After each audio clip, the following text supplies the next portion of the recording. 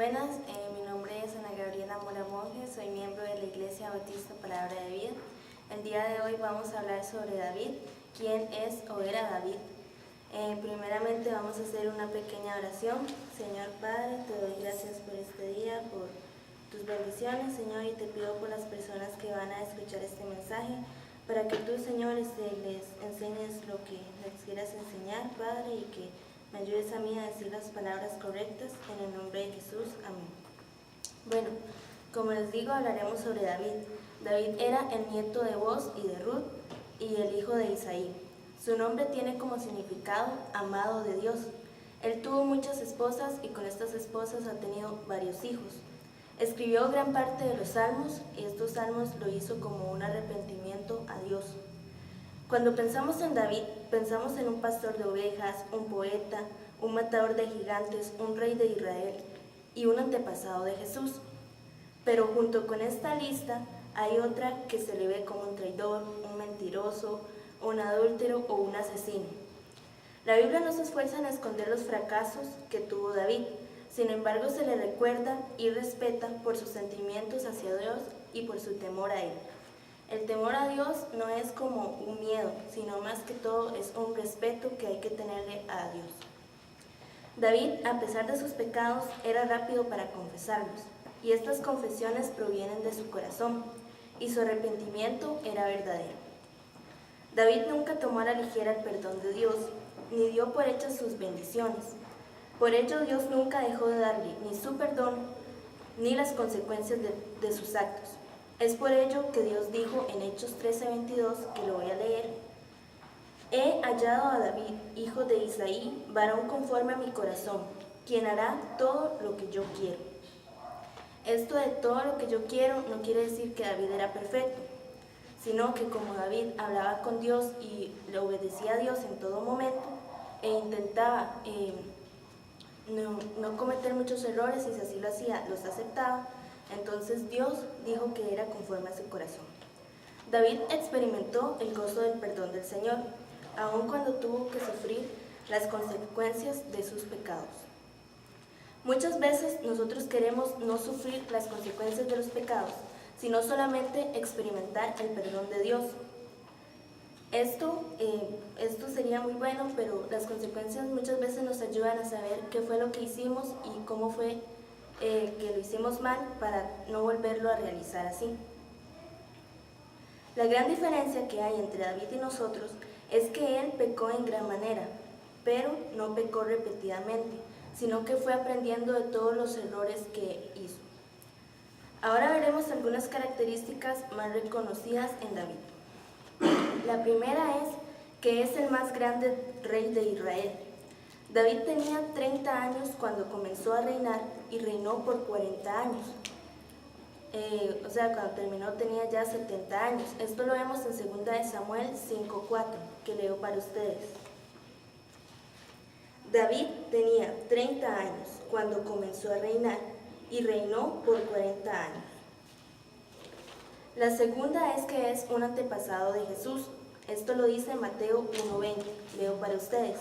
Pero cuando él estaba considerando hacerlo, se le apareció en sueños un ángel del Señor y le dijo: José, hijo de David, no temas recibir a María por esposa, porque ella ha concebido por obra del Espíritu Santo.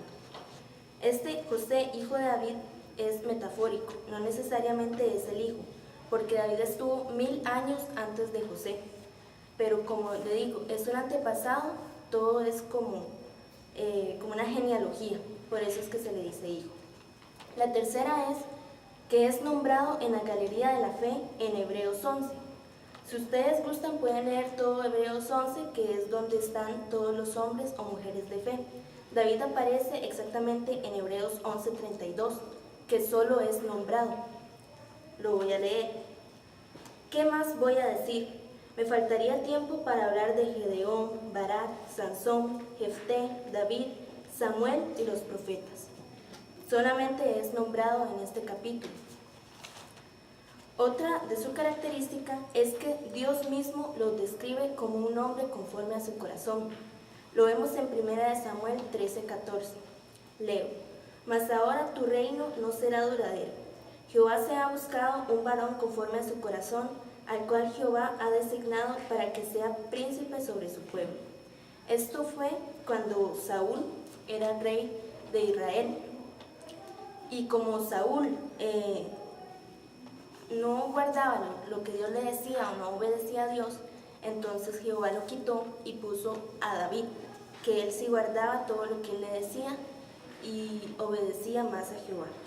La quinta es que David enseñó a todos sus hijos cómo vivir en el Espíritu Santo y cómo hacerlo con el temor de Jehová, con el respeto que hay que tenerlo.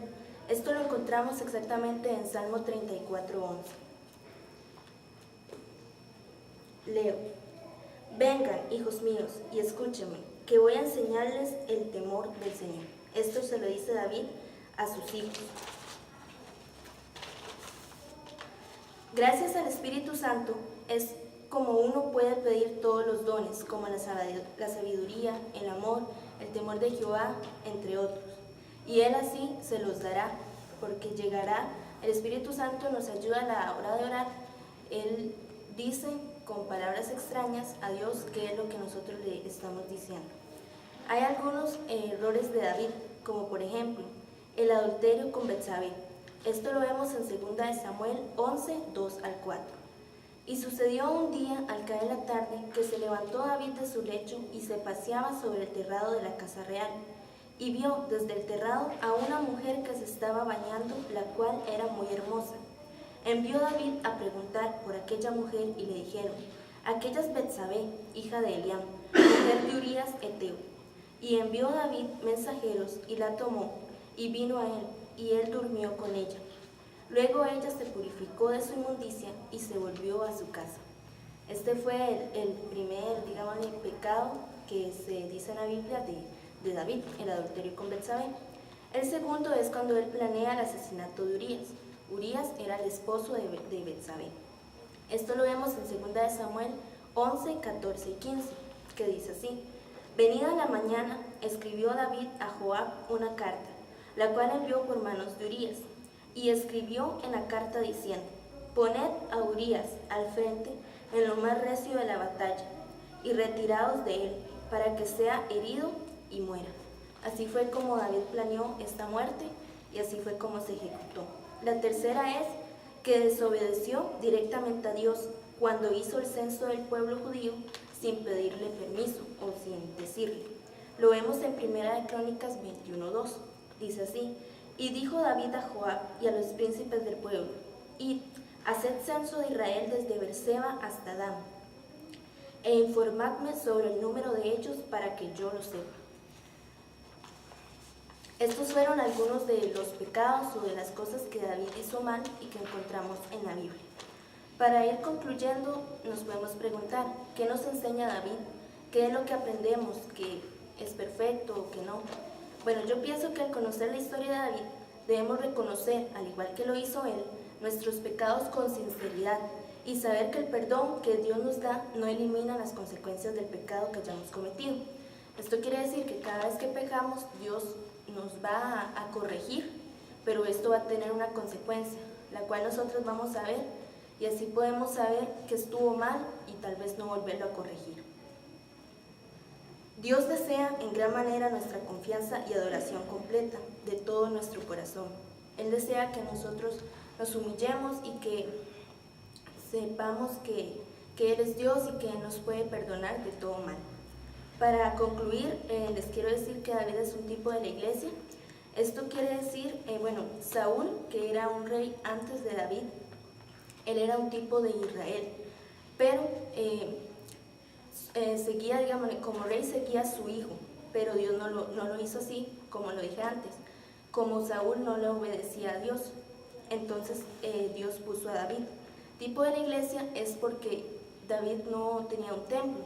Pues sí tenía un templo, pero su templo más que todo era su corazón, era donde él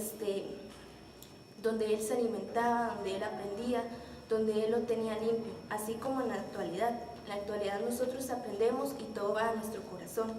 Por esto es que tenemos que tener en cuenta o tenemos que tener claro que nos tenemos que estar revisando, nos tenemos que saber qué aprendimos, si lo entendimos bien o si no lo hicimos.